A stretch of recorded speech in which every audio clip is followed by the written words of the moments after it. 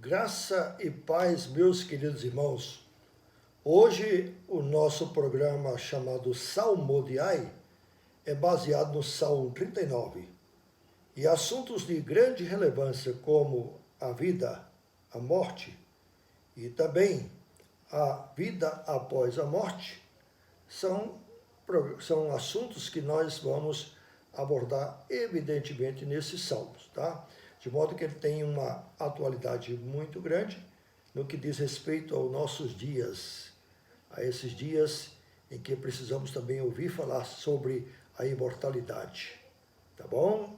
Deus então esteja nos abençoando. O salmo vocês têm e podem ter aí em mãos nas Sagradas Escrituras, não é? E estamos diante de um salmo de Davi, de mais um dos salmos de Davi, neste como nos outros, sempre inspirado pelo Espírito Santo de Deus. Davi pondera o que é a vida humana diante de certas perspectivas realistas e também humanas. A vida humana, diz ele aqui, é pura vaidade. Vaidade, no sentido bíblico, significa é coisa efêmera, é coisa rápida, é coisa passageira. Diz ele, em nosso contexto de hoje, com a morte rondando os nossos arraiais e ciclos familiares, somos levados a ponderar o quanto esta iminente realidade que é a morte nos afeta e muitas vezes nos perturba.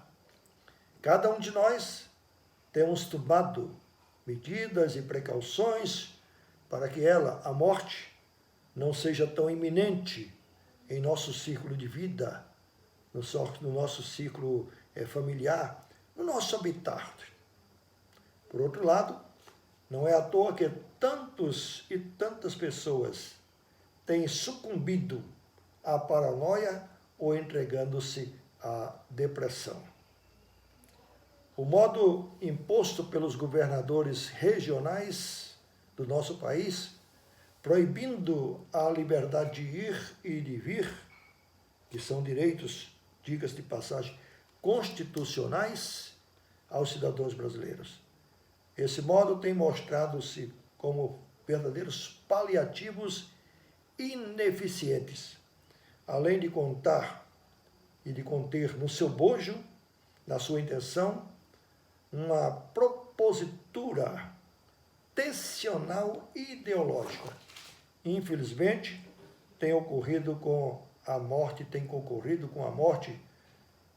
de mais e cada vez mais um número de pessoas. Neste caso, o remendo tem sido pior do que o soneto. Gostaria que essas medidas fossem mais eficientes no sentido profilático, pois melhor é prevenir do que remediar.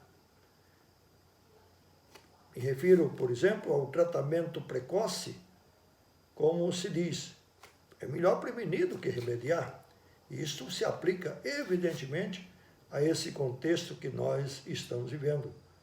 Como tem ocorrido, por exemplo, em alguns dos outros municípios pelo Brasil afora, onde o problema tem sido menos politizado e, consequentemente, o índice de pessoas afetadas e o índice de morte tem sido também surpreendentemente amenizado, mesmo antes de chegar a esperada e já presente vacina. Graças a Deus por isso. Agora, na perspectiva bíblica, o homem está destinado à morte, não tem como. É a certeza que todos nós temos. Um dia vamos morrer, o homem está destinado à morte. Embora tenha sido criado para viver, o homem está destinado à morte. Por causa isso não é uma contradição. Porque Deus fez-nos para viver, mas estamos destinados à morte. Então, por que essa contradição ou aparente contradição? Porque Deus providenciou a salvação para o homem destinado à morte, à condenação. Por isso que a Bíblia diz em Romanos 6, 23, porque o salário do pecado é a morte, mas o dom gratuito de Deus é a vida eterna em Cristo Jesus. O salmista faz desse salmo faz a petição. Veja como ele começa: dá-me conhecer, Senhor, o meu fim e qual a soma dos meus dias, para que eu reconheça a minha fragilidade. Destes aos nossos dias, o cumprimento de alguns palmos, e a tua presença, o prazo de nossa vida é nada. Na verdade, todo homem, por mais firme que esteja, é pura vaidade, que significa é passageiro, é peregrino. Com efeito, passa o homem como uma sombra e em vão se inquieta, amontoa tesouros que não sabe para quem os levará. E eu, Senhor, que espero? Tu és a minha esperança. Esses são os versículos 4 ao versículo 7 do Salmo 39. Então, como resposta de Deus sobre essa perplexidade e transitoriedade que é a vida humana, Davi certamente conhecia o que foi revelado no passado a Moisés, como está escrito no Salmo 90, verso 10. Os dias de nossa vida sobem a 70 anos ou, em havendo vigor, a 80. Neste caso, o melhor deles é canseira e enfado, porque tudo passa rapidamente e nós voamos. Outra resposta que Deus nos fornece está em Eclesiastes capítulo 3, versículo 11. Também pôs Deus a eternidade no coração do homem. Veja, Deus pôs a eternidade no coração do homem. Por isso eu venho dizendo, o homem não foi feito para morrer, mas para viver, porque Deus pôs a eternidade no coração do homem. Ou seja, há um remédio para a morte, se não para a morte física, há um remédio para a morte espiritual, que é a separação de Deus, que é consequência, evidentemente, do pecado. Como diz um ditado popular, para tudo há remédio, e outros acrescentam, só não há remédio para a morte. Porém, a Bíblia não diz isso. A Bíblia diz que há remédio para a morte. E o único remédio para a morte é a justiça, o sacrifício de Cristo, aquele que nele crê. Pois diz a palavra de Deus, quem nele crer tem a vida eterna. Veja as palavras de Jesus registradas em João capítulo 11, verso 25 e 26. Aquele que crê em mim, ainda que morra, viverá. E todo aquele que vive e crê em mim, não morrerá eternamente. Crês isso? Finalmente, o homem é ou não é imortal. Quando o homem morre, a alma não compartilha da sua dissolução corpórea, queridos, mas retém sua identidade como ser individual que é. A alma sobrevive em um estado de consciência. A alma não é para o cérebro como a bilis é para o fígado, como pensam muitos materialistas e ateus. Não. Essas pessoas e essas ideologias desejam reduzir tudo à matéria, inclusive o homem e a vida humana. A imortalidade da alma é uma doutrina bíblica.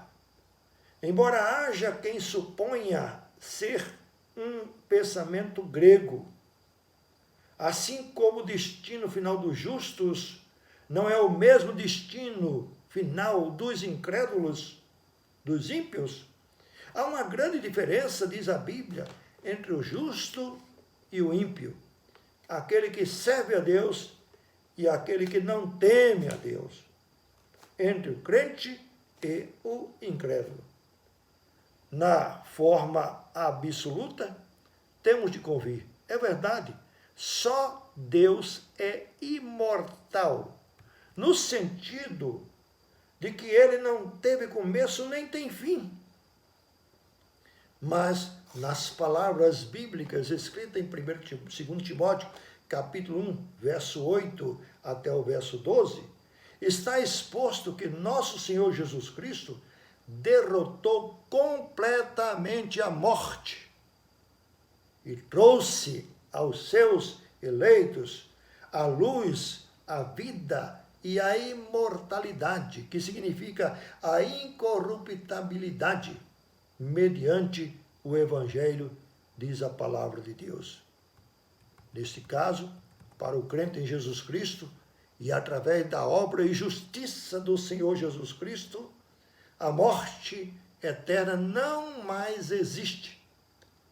Assim, o crente recebe a vida e a imortalidade, que é a salvação imperecível para a alma e para o corpo, que se revestirá desta imortalidade. Uma ressurreição para a incorruptibilidade. E isto acontecerá, evidentemente, após o retorno de Senhor Jesus Cristo à terra, como vem ensinado o Novo Testamento. Até lá, meus queridos, o corpo de todos os crentes estão sujeitos à decadência e também à morte. A imortalidade significa a salvação da alma e do corpo do crente, para viver uma nova perspectiva, um novo tempo, um novo céu e na nova terra, que está destinado a estar com o corpo, para, através do corpo, glorificar a Deus para sempre. Isto é uma salvação completa, uma salvação de corpo, uma salvação de alma. Portanto, como disse Jesus aos seus discípulos, e registrado está em João capítulo 14, verso 19, essas palavras: porque eu vivo e vós também vivereis. No caso dos incrédulos, não é a mesma coisa. Eles ressuscitarão sim no corpo, também na ocasião da vinda do Senhor Jesus Cristo, é verdade, mas receberão um corpo para a sua própria ruína e maldição eterna, que é o inferno. Ou seja, a merecida condenação eterna pelos seus pecados, por sua vida afastada e separada de Deus. Por isso, quem crê tem a vida eterna, disse Jesus. E quem não crê, sobre ele repousa a condenação e a morte. Concluindo e parafraseando o Salmo 39, dizemos: Senhor, Tu és a minha esperança. Sei que a minha vida é passageira, efêmera.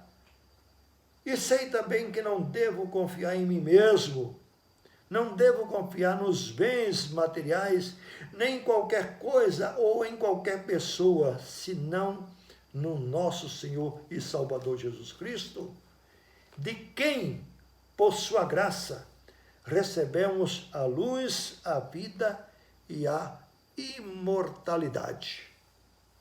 A morte pode separar, sim, o corpo da alma, mas isso não é tudo.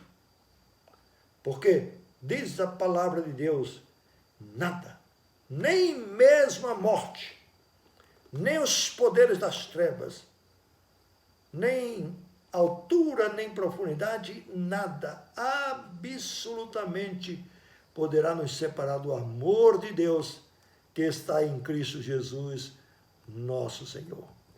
Como termina o Salmo, assim também terminamos essa breve meditação. Esse salmodiai, que está no versículo 12 e 13, onde o salmista diz: ouve, Senhor, a minha oração, porque sou peregrino à tua presença. Peregrino como todos os meus pais o foram, antes que eu passe e deixe de existir. Assim, a graça do nosso Senhor e Salvador Jesus Cristo, o amor de Deus Pai, esteja com todos nós. Em nome de Jesus. Amém. Um abraço, queridos. Até uma próxima ou um próximo Salmodiai. Amém.